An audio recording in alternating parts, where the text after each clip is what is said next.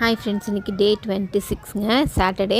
நேற்றே எங்கள் அண்ணன் பசங்க வந்து ஃபோன் பண்ணி லீவாக இருந்தால் வீட்டுக்கு வாங்கத்த அப்படின்னு சொல்லி ஃபோன் பண்ணி சொன்னாங்க. சரி லீவு தானேன்னு சொல்லிட்டு அவங்களுக்காக வேண்டி வந்தேங்க.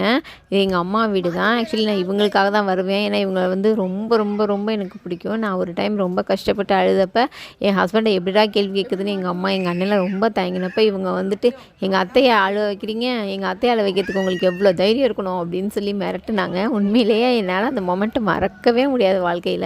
அதனால எனக்கு ரொம்ப பிடிக்கும். இவன் தான் எங்கள் வீட்டுக்கு கடைக்குட்டி. என் பையன் தான் பெரிய பையன்.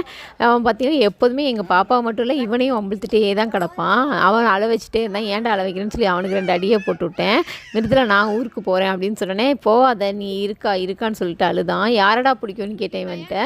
எங்கள் அக்கா மிருதுலா அக்காவை தான் பிடிக்கும் அப்படின்னா. அப்புறம் அத்தையா மாமாவை பிடிக்க மாட்டான்னு கேட்டேன்.